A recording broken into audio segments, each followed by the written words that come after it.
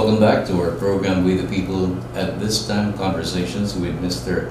Sagiv Massad, Director of Cybersecurity and Technology, to give us insights on cybersecurity in the Philippines, its advantages, especially to securing not only government, but securing the private sector and the entire country.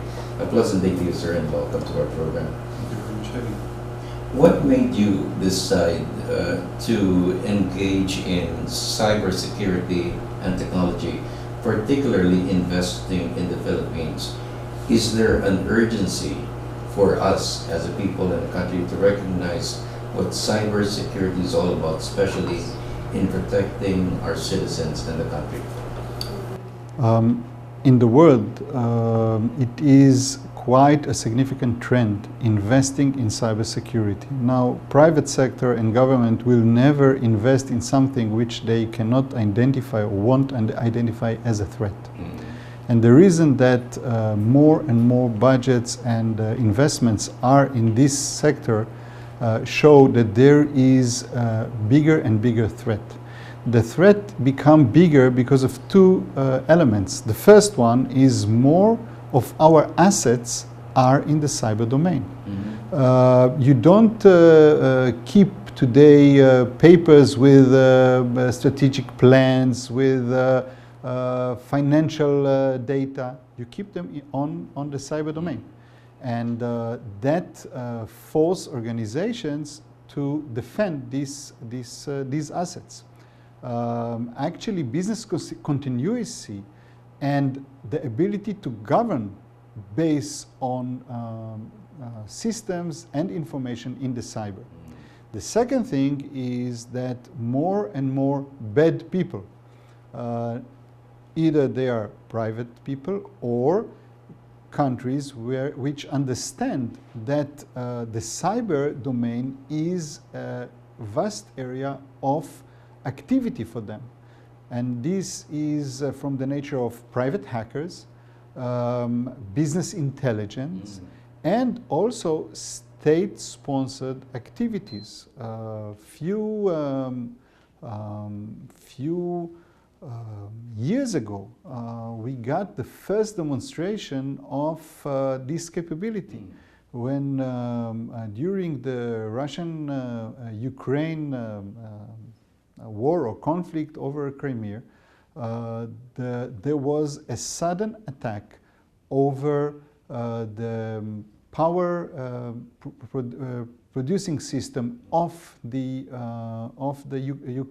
Ukrainians, and actually someone destroyed the ability of a nation to get electricity. And that is without even one bullet. It is just by sitting next to a computer, thousands miles away, click something, and then you take control of such capability of a nation. These things demonstrate to the private sector and to the governments that the threat is big, the assets are in the cyber domain, therefore solutions for increase the security of this environment is a must. And most of the world is doing that. Now, you have been here in the Philippines for quite some time, and you've seen really the environment, how, high technology has been evolving over the past several years. And only recently, of course, prior to this Congress, you had the passage of a department, the Department of Information and Communication and Technology. And perhaps if this was a step in the right direction, where are we now, the Philippines, in terms of cyberspace, cybersecurity, and the programs being undertaken by this administration? Are they moving on schedule or snail-paced? First of all, to encounter a challenge, you first of all need to recognize the challenge, then to build the tools to encounter it, and then to establish policies and path of operations and so on and so on. I think that the establishment of DICT is a huge step forward. It first of all enabled to define the problem, define the solution, and DICT published the Cybersecurity Plan 2020, which is a very, for my understanding, a very good plan. Mm-hmm. Now comes the execution and the build-up of the capabilities themselves. Unlike the main perception that cybersecurity means technology, we do believe in our company that cybersecurity lean on three pillars. Which are? The technology, the human resource, and the capability of the defenders, and I will explain in a minute why, and policies and procedures. And usually companies and organizations buy more and more technology, because this is the easiest thing. Mm. In cyber attacks, always the next attack is an unknown one, because the known ones are already taken care by the antiviruses, by the firewalls, and so on and so on. Mm. The unknown ones are the ones that will attack us. And because of that, you need a very, very trained personnel, which will be with the capability to understand irregularities and to act properly. Not to prevent 100%, but to mitigate 100% of these threats before a problem becomes a catastrophe. Do we have the technology? Do we have the human resources that are actually working now? But of course, they have to build on what they have started with, especially when you talk about government, because I don't know whether the Philippine government is well equipped now to counter cyber attacks.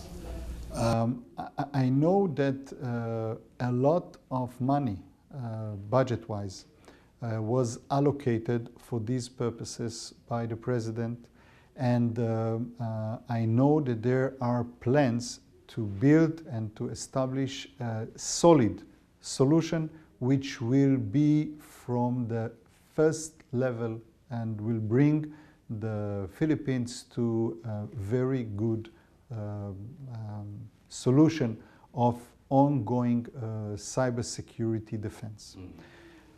How long it will take and how good it will be, as I said, has to lean on the three pillars: technology, the people, and the training of the people, and the policies and the procedures. Because many times the problem of cyber attack is not an IT issue. It is from the magnitude of the top management, because reputation is involved, and secrets which leaked are involved, and the ability to actually provide the necessary services to the population. Just imagine that someone hacked the grid of the electricity and control now this grid. How can the government implement its basic role of providing electricity? Same with water, same with transportation. Just imagine that someone take control over the control system of the MRT and LRT. And it can happen anytime. And it can happen. Mm. Of course, the other side is thinking about it. Just imagine that a political dispute with a neighbor can be managed not by even one single bullet, just by the fact that you disable Metro Manila to live ordinary life. Mm. So many million people will affect much more than the ones that will be affected if an invasion will come. I'm not talking about specific, I'm talking about theoretical thing. In the meantime, would you say that we're not yet ready for a major cyber attack that could really endanger the security of our country? I can't say that it is across the nation, because the private sector here is investing and building very good solutions. Always can be better, always can be more expensive, but I think that they are investing in these issues in order to enable them to exist and to survive. The public sector has difficulties, especially with budgets. The plans are there, budgets are arriving, and the process is ongoing process. I think that it moved to the right direction.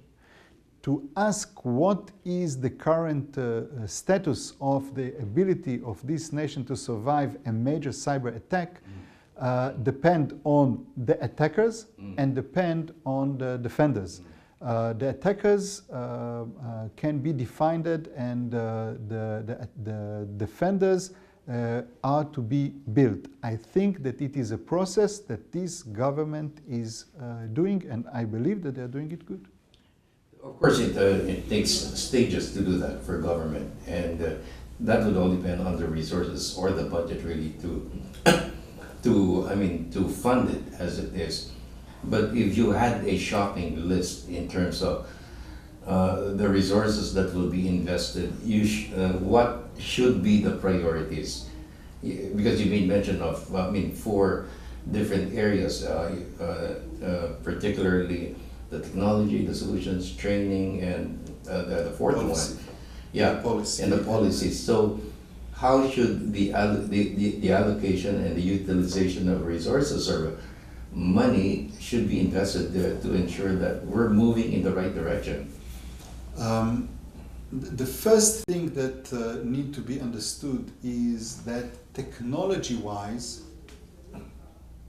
there are sufficient technologies here to start and build these solutions. That's for the government. For the government. The second thing is the human resource, well-trained human resource. We're This not is short of something- that. You are not short with the potential of great people that will do that. This administration, I think, opened quite few positions on that thing. It takes time, and I think that they are doing so. Investing in good people, investing in patriotic people that will be here and become experts in cyber security and cyber defense. The second thing is policies and implementation. With that, I can say that awareness is there, and policies are discussed. Of course, when you are preventing something, there are 2 levels or 3 levels of defense. The first one is within the organization. Let's assume that already an information system is contained with something, which is, by the way, quietly sit in the computers of the government. And at a certain time, when the operator will want to activate it, it will be activated. First of all, you need to define it, to understand, to discover, and to dismantle it. The second thing is defending the boundaries, so no new attacks can be penetrated. And you identify the enemy. And the third thing, and this is something that we are trying to promote here, is the active defense, means the prevention. And that is combination of cyber and intelligence. And the bad guys are working in the cyber domain. And cyber attacks are not sudden attacks. There are like military operations. You need to test, and you need to check, and you need to build your capabilities, and trials and errors by the attackers. The thing is that if you are working as a nation beyond the firewall, inside the bad people territory, what we call the dark net, you can prevent things instead of defense the attack. You can prevent them, and that is something that need to be built here in the Philippines. And I think that that concept is something that we are providing from Israel, and there is huge gap to be filled. So these are the 3 elements. So altogether, the holistic approach of building a solution need to take the technology, the people, and the policies and procedures, and at the same time need to take the internal threat, the boundaries, and defending the boundaries, and beyond the boundaries of the Philippines, all these activities. You know, I'd like to go to the threat groups and the criminal groups, which of course this administration is fighting. Number one, let's talk about the president's campaign against illegal drugs as it is.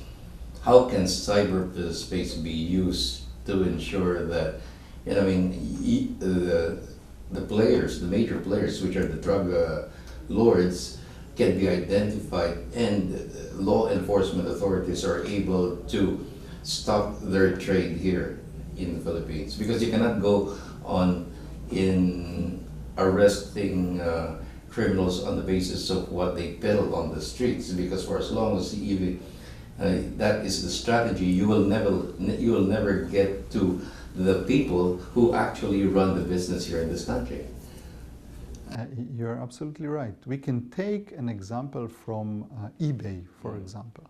Okay, when I purchase something in eBay, I don't know the seller doesn't know me, but I communicate with him or her, and monetary transaction is done via the cyber domain. Yeah. The shipment is reported via the cyber.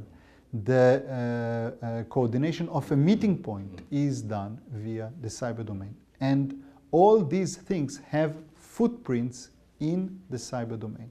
Now, the government authorities, whether it is the PNP, NBI, PIDEA, are having capabilities and need to enlarge these capabilities to operate in the cyber domain with cyber intelligence. And with these things, you will be able to track communication, to track financial transactions, to identify people which are part of the network, not only the dealers that provide the drug from to the users. That would be more effective? That would be more effective? Not only more effective, that will enable the government to go to prevention mode and to capture all these drugs or to prevent drug deals to be happen. Of course, there is the Privacy Act that need to be taken under consideration, and there are limits of what you can and you cannot do as a government. But I can tell you that governments, even in this area of Southeast Asia, are dealing with the same problems and having very strong or much more strong cyber intelligence capabilities than the Philippines. And I can gladly say that the Filipinos, whether it is the police or PIDEA or NBI or the ISAF, are building these capabilities, and I do believe that within the next 2 to 3 years, capabilities like that will be established here and will enable the government effective war with the second stage of preventing the crime and not arresting the criminals. How about cyber technology dealing with other threats to the country, specifically? Well, let's talk about, say, for example, the terrorist groups or even the New People's Army, as it is. They're also connected, and if they really want to paralyze government in some way and try to confuse how government will operate against them, that could be one particular platform for them. So, I mean, how do you contain that? How can the AFP, or even the AFP in particular, really address the threats that can come in cyberspace from these rebel and terrorist groups? Given your experience, I suppose, in Israel, because I know that every day there is always the threat of a cyber attack on Israel. I can tell you that in Israel there is a trend that I think is followed now by many other countries. In Israel we have the Air Force, we have the Navy, we have the Army, but we also have the Cyber Command. Because cyber is a domain to fight and to defend. I'll give you an example. Israeli electric company. In Israel, it is a little bit different situation because the electric company is dealing with all the chain from generating the energy to selling to the end users. But this organization is subject to around 5,000 attacks a day. Really? A day. Now, most of the attacks are hackers which like to show, oh, we attacked these mega professional thing. But the establishment is there. There is a cyber authority which in charge of the regulations on cyber security and in charge of the capabilities of the nation to encounter cyber attacks. Here in the Philippines, you are building these capabilities. But when you are talking about defending capabilities on cyber, you can also add another very close element, which is the signal intelligence. Today, most of the communication is done by solar phone, satellite phone, etc. This communication of the bad people is or can be tracked. Again, with a privacy act following as an order and so on. But it can be tracked. And when you are providing intelligence about the enemy, the terrorist, wherever he is, they are, attention and plans, you can prevent it. And a successful war, by the way, every war, is done when you are the one to choose the engagement place and the engagement time. That will enable you the superiority. And today, unfortunately, in many cases, the terrorists are the ones that control these two elements.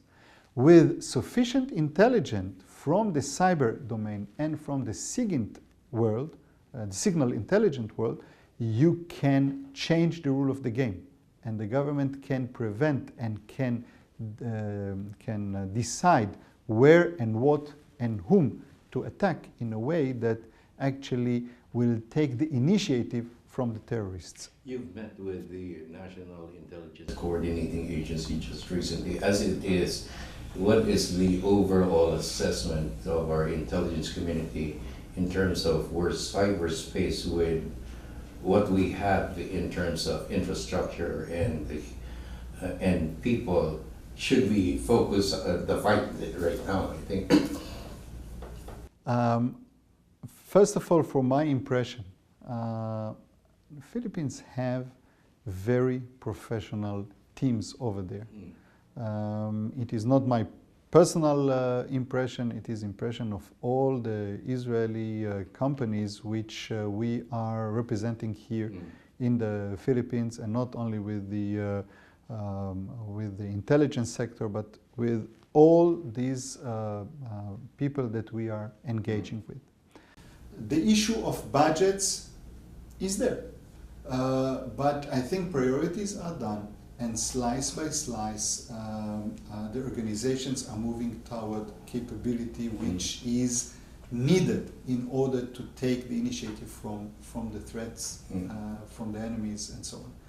The second thing is that I do believe that there is a goodwill and very good chance to transfer from country like Israel not only the technology and the systems, but more important, to transfer the knowledge and the experience. And we are willing to do so. And I think this will enable to leverage the capabilities here much faster. And I think the special relationship between Israel and Israeli companies that provide here high-end technology and the government here is providing huge advantage for the Filipino government. And I was so proud to hear that President Duterte managed Israel among other two superpowers that support the battle in Marawi. And yes, we did. First of all, because terrorists are very sensitive thing in our In your country. situation. And the second thing is that the Philippines is very close to our heart. The Philippines stood for Israel, at least in the history, two times in the lowest points that the Jewish people and Israel were. And we are grateful for that, and we don't forget it. So if we can support, we are supporting much more than the commercial aspects of selling something to someone. Okay, thank you very much for joining us, Sagiv Massad, Mr. Sagiv Massad, Director of Cybersecurity and Technology from Israel, who are here to be partners and stakeholders in the quest of our country to rise from its present status in the cyberspace community in the world. So for we the people, this is Freddie Abanda saying a pleasant day to all of you.